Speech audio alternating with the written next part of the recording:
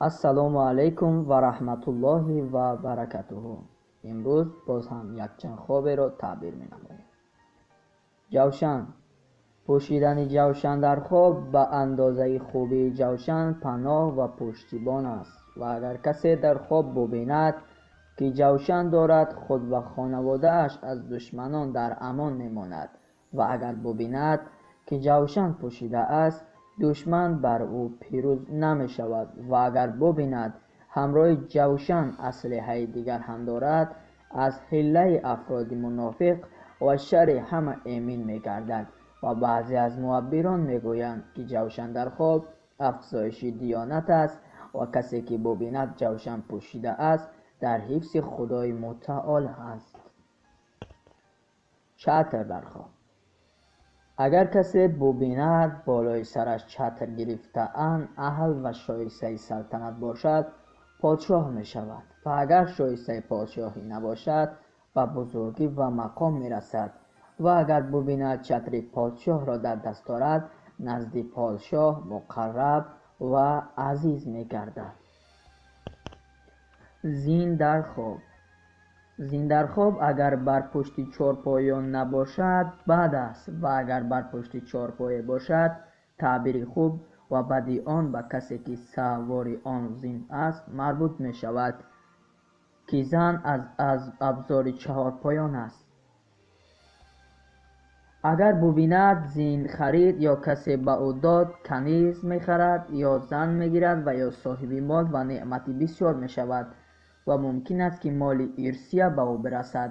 اگر ببیند زین او شکست یا گم شد، زنش می میرد یا بیمار می شود. اگر ببیند زین او آراسته به طلا و نقره است، زنش خودخواه و متکبر و در وظایف دینی سست و سهلنگار می باشد. اگر ببیند زین او سیاه است و هیچ آرایش و زینتی ندارد، زنش پارسا و با دیانت و امانتدار است و سازنده زین در خواب دلیل بر بستگان و خویشان زن است. کاغذ. در خواب دیدن کاغذ معنای به کار شبهناک مشغول شدن را دارد.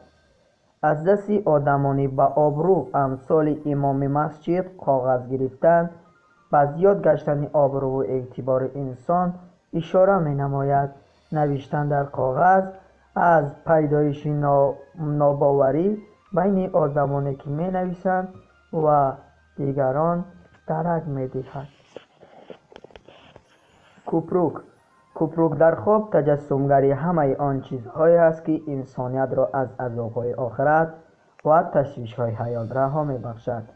بعضی علما برانند که کوپروک در خواب معنی‌های زیاد دارد، چون این خواب می تواند نشانه شناسایی با نفران معتبر باشد که به دیگران در رفع مشکلات‌هایشان کمک می‌رسانند.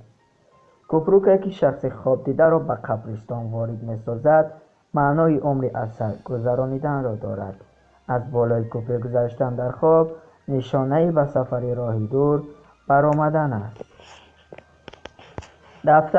دفتر در خواب به فایده زیاد و مبلغ پولی اشاره می‌کند. قلم و یا اینکه روچکه در خواب. قلم و روچکه در خواب دانش از زیادکنی و کسب و کاری با نفوذ اشاره می‌کند. این بود یک چند خوابی که تعبیر کرده.